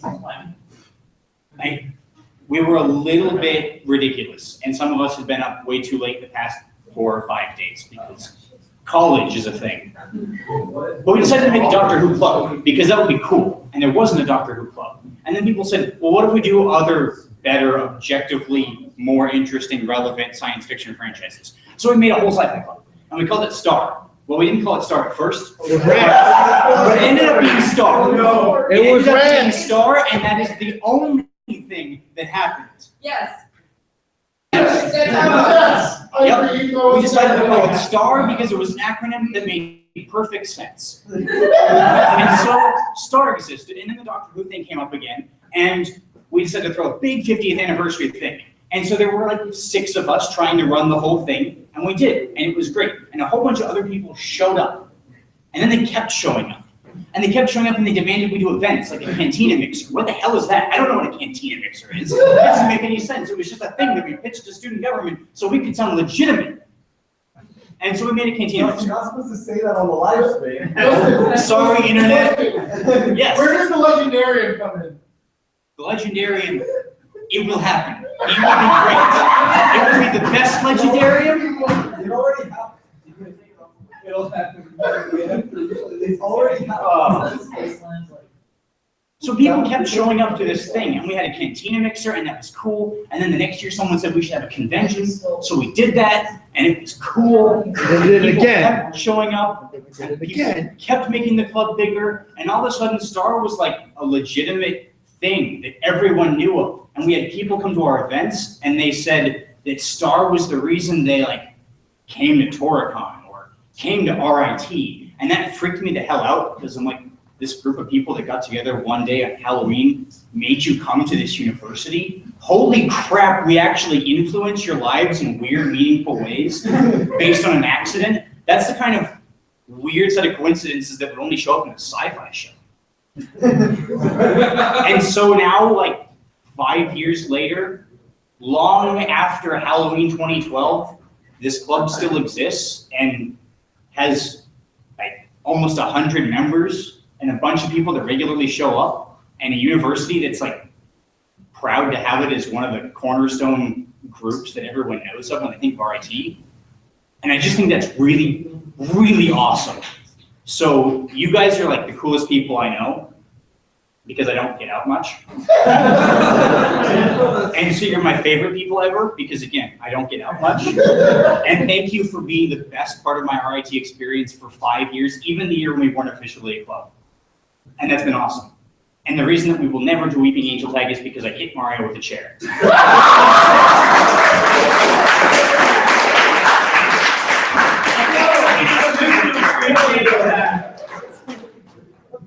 Okay, so that was like way more real than I expected for a soapbox talk. Luckily, one of my soapbox topics is actually a good follow-up to that, which is Star going into the future. As is written up here, we already know when Starfest 2018 is. We knew when Starfest 2017 was going to be about this far in advance, technically slightly further in advance. And then we're like, that's really far away. We don't need to think about it now. And then when Starfest 2017 happened, we realized we should have thought about it earlier.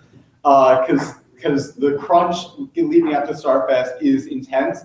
Even more so when, as Justin said, we are finally at the point where like RIT and other big organizations involved with RIT and in the Rochester area know Starfest is a thing and think it's worth caring about. Like Cantina was a thing initially. We weren't even sure what it was going to be until we made it. StarFest 2015 and 2016, they happened, but they weren't like, no one, StarFest in the past was such a small deal that other clubs would schedule their major events during StarFest because they weren't too worried about like StarFest. And this year, like, people cared about us. And so like we really stepped it up, and a big area where that happened was PR. And that meant like me staying up late, like until 4 in the morning, photoshopping things to post on Facebook, and like losing blood to Tonks trying to get her to pose for pictures. What I'm getting at here is if you make art or you like to take photos of sci-fi related things that happen at RIT, or you like memes, I know you guys like memes. What is a meme? I don't know. If you don't like memes, come to PR committee and we will educate you. The point is, StarFest 2018, we want to ramp up the PR stuff early and have a good amount of stuff leading up to StarFest 2018. And the best way to make sure that happens with consistent content at consistent quality is to have a lot of people making it. Because not everyone just wants to see what I felt like writing that day, because darn, it's the end of the week and I still haven't written a StarFest post. So please, if you like to be creative in any of the many ways people are creative on the internet, whether it's meme culture, whether it's finding cool GIFs from your fandom, whether it's photos of things happening at RIT where Star is participating. I am not the world's best photographer. I take photos on my phone. That is the best camera I have. So if you like photos, yes, Cooper. If you want to get creative, just remember green is not a creative color. You know what? If you want to be creative in green, we will take it. We've had green stuff on. Hey. But consider this. If you really don't want more green content on the StarFest page than we have already had, then we need you to join and help us create that non-green content to fill out our social media schedule. And moreover, as I said earlier with respect to a different topic, if you are in any sort of field where design work is useful to your resume or your portfolio, we had graphic designers put Star posters in their portfolios. I, as someone who works on the StarFest website, also if you write web code and want to work on the StarFest website, that's also cool. Torcon like really stepped up its game with its scheduled web app this year, which is like leagues ahead of every other major RIT organization. I am not suggesting that Webmaster Committee in its current form do that, but I'm saying if there is an enthusiastic group of web developers out there who want to try to make that happen, who can get Webmaster Committee and StarFest Committee to the number of people who could theoretically build such an app, you could do that. And it would be something worth having worked on that like employers would go, wow, you made a web app that like notifies people of a convention schedule on their phones and you wrote that. That's pretty cool. That's the sort of thing that like real world web developers would care about. If you design stuff for the website and you want to go into the world of web design or UI design or like game menu design, like totally relevant to the graphics we do for the registration forms, for the website, for even just the decorative bits around our social media profiles. It is, as Justin said, Star has come a long way since we were a bunch of Doctor Who cosplayers sitting around a table at Salsa's on Halloween. In order to take it into the future, Justin is graduating.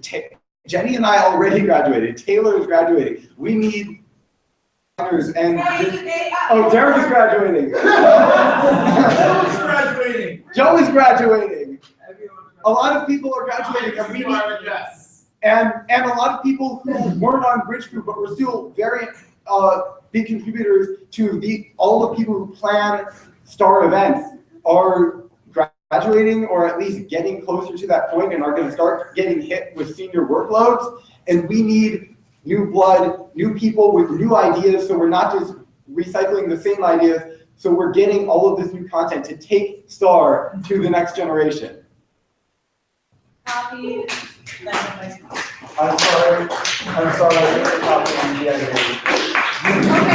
guys, since it is getting near 9 o'clock, we aren't going to take any more soapboxers, the people up there. That is the rest of what we are doing. That is the rest of what we are doing, and then we will be done. Oh, no.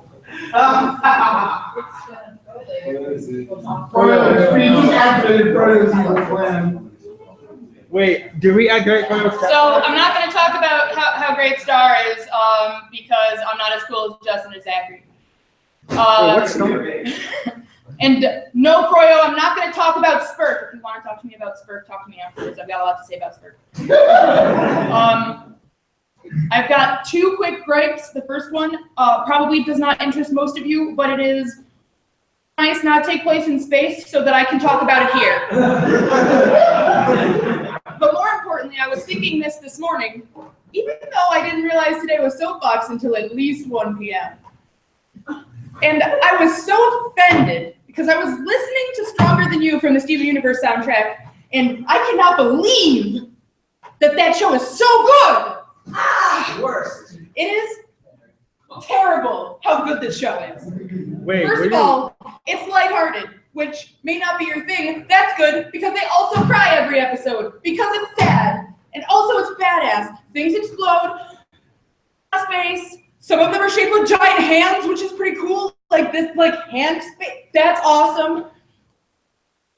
There are vaguely magic things that are actually described in a very Doctor Who way. There are fusions, which if you like Dragon Ball Z, very similar.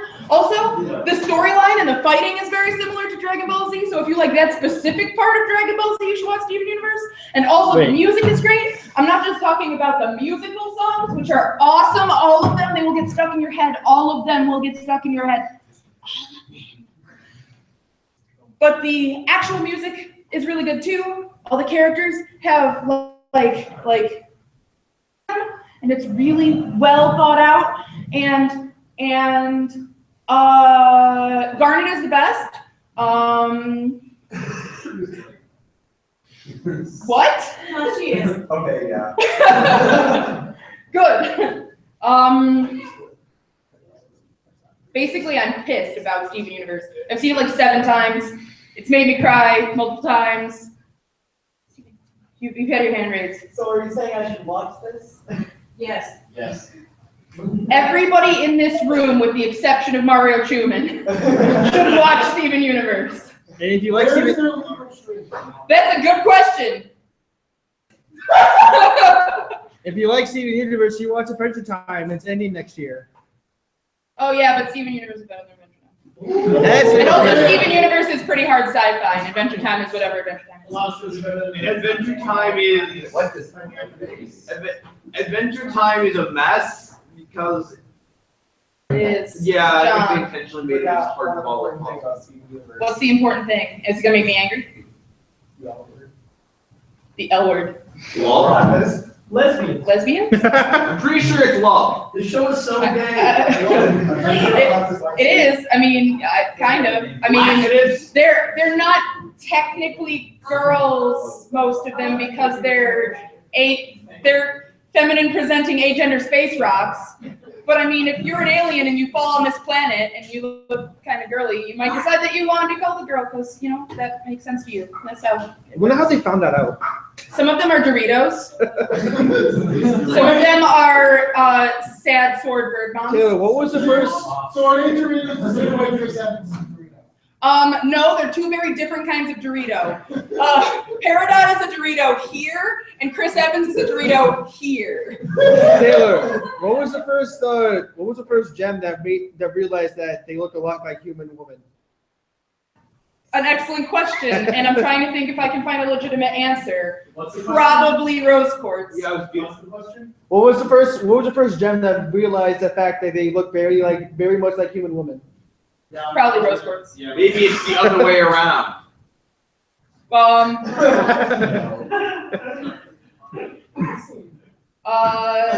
And amethyst is purple. Yeah.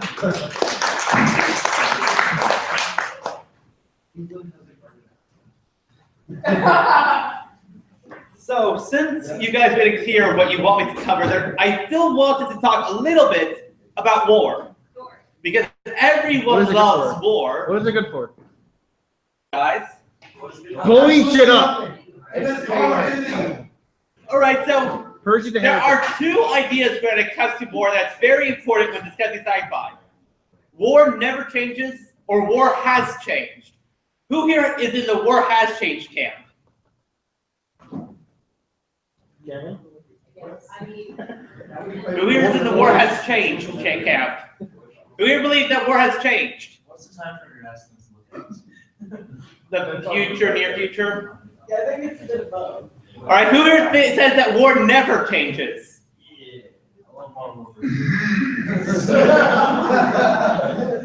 Alright, so the means that we come about fighting war has changed quite a bit, and maybe one day we'll have armies that aren't of just drones. We're gonna just have people do simulations that walk into vaporization chambers. Yeah. But the reasons that we fight war, limited resources, political turmoil, a whole theory of this I was going to research, they haven't changed.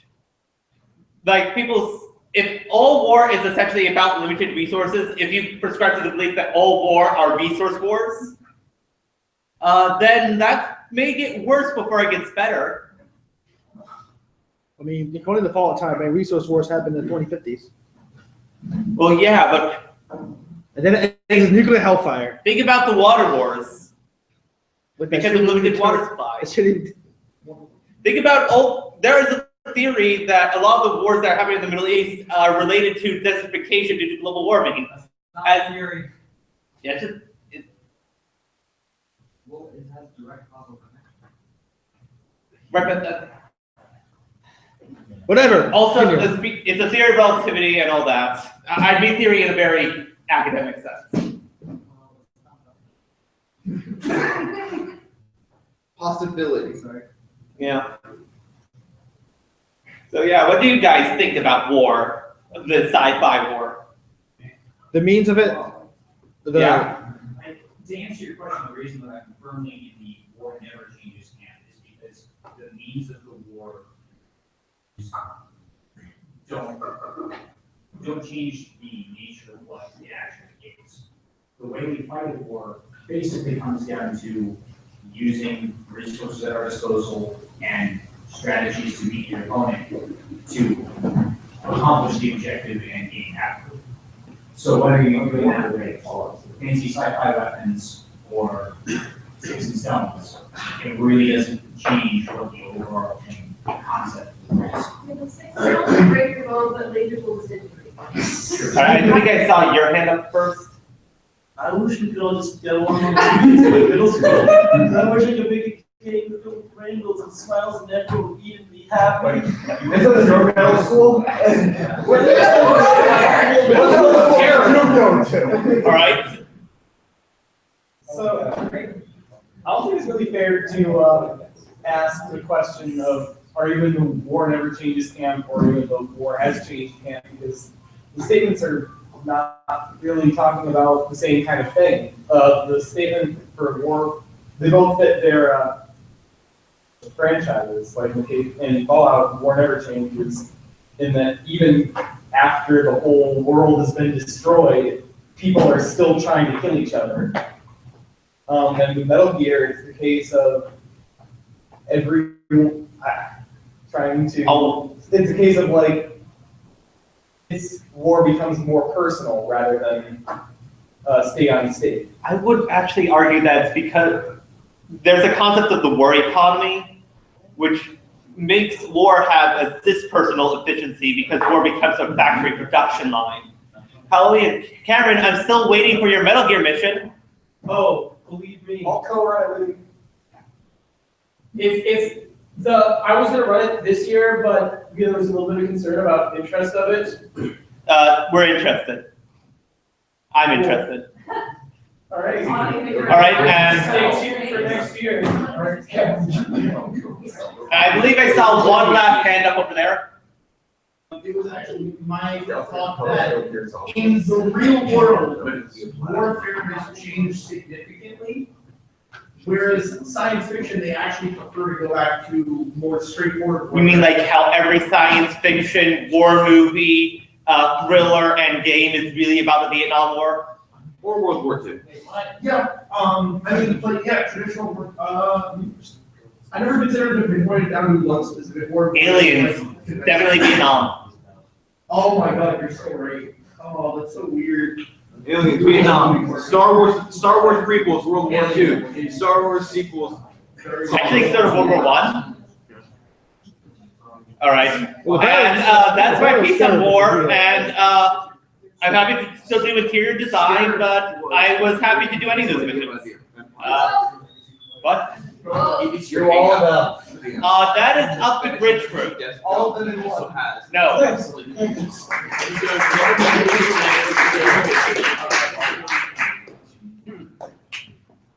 Here before your very eyes, he's gonna be here with you. I used to think it was all in my mind. He's gonna see some people tonight. I give you Howard the Duck. Ooh, no way to contain him.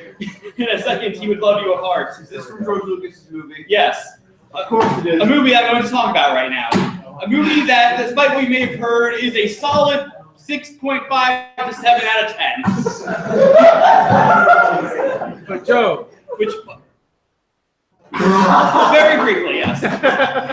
It is neither the worst Marvel movie that would be fantastic, nor the worst George Lucas movie that would probably be the Christmas special. It is nowhere near the worst of either of those sides.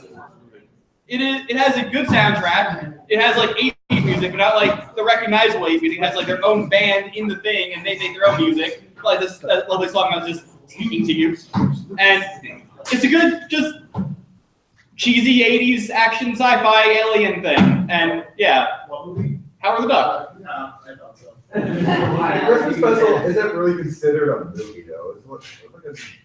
Okay, then the worst George Lucas is probably Phantom Menace. If we have to pinpoint, no, I would argue. No, Attack of the Clones. Yeah, I would argue Attack of the Clones. As awesome as Clone Armor looks, that doesn't say anything. Either way, episode 1 and episode 2 are worse than Howard the Duck. He had the worst idea. He's unfortunately Spielberg didn't make it. So yeah, if you like Marvel, check it out. It's not the worst thing. It's not the worst thing. It's not.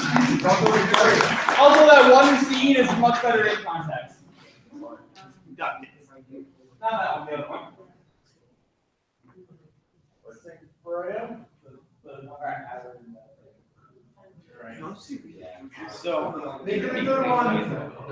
So this is an internal meme. It's more of a global meme, and it relates to Hideo Kojima and Death Stranding. Oh no. How he called up Norman Reedus and asked him to hold a Norman fetus.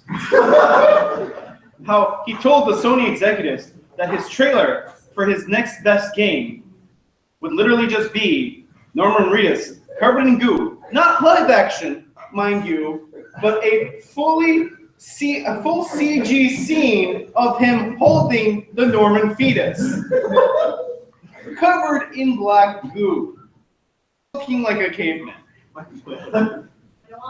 He also has a Samus card.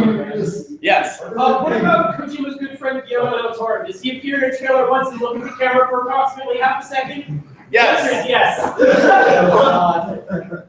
Guillermo del Toro. They might as well call him Guillermo del Stero. He stares at the audience for a full, half a second? He just shows up as a mad genius. You shut your mouth. And then black stuff comes out of his mouth. What about Matt Nicholson's eyeshadow whisper? Have you seen any of Matt Nicholson's movies? He won't do it unless there's an eye thing or he's epileptic. Yes, Jeff. Fair enough. So is this a challenge to see if you can stretch everything that we know about Death Stranding into 5 whole minutes? Yes. Basically. Wait. Yes. Is it gonna be a slot machine? No. How about the better Konami, hang on, so Konami is not involved, so we know it won't be a slot machine. But whether there will be slot machines that are completely rendered in CG, perhaps. I want the better question of how would Norman Reedus react when he got his call from his friend Kojima? Be like, all right, I wanted to be in a. No. You're doing it wrong. You're doing it wrong. Let Cameron do it. Hello, Mr. Norris. Hi, Norman. It's your friend Kojima. Oh, hey, Kojima, how's it going? Are we here to talk about movies? I love talking about movies with you. Well, we can do that later, but right now, you want to be in my game? Oh, wow, this is an honor, Mr. Kojima. Wow, is this like the next Metal Gear game? No, Konami's a bitch. They took my game from me, so I'm making a new one. Oh, wow, this is fantastic. This is gonna be, like your brand new storylines, like your huge cinematic gaming experiences. Maybe. Oh, I see. Keeping us all in the dark. No, I don't know.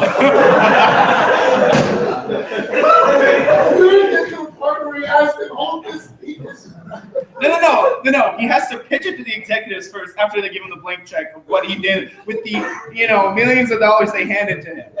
No, he just got all his friends together and like a bunch of props. Like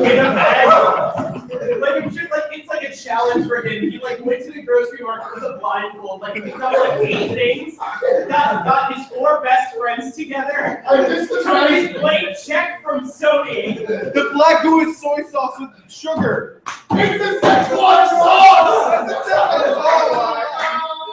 No, you just imagine. Wait a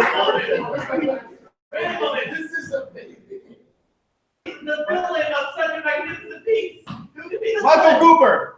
It's over. It's the black goo, by the way. I thought Michael Cooper was the villain. Michael Cooper is the villain. He is now my arch nemesis. I just want to say though, going to a grocery store, picking up random pops with 3 of your best friends and making a game out of them, I think we just invented a new type of game jam. I'll do it. Hi guys, thank you for coming out tonight. It was a good time.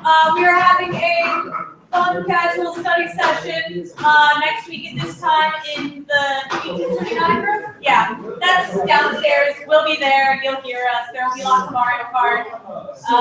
How's that a study session? It's a study session. That's a great house to be. Thank you for coming tonight. Bye. Bye, Internet.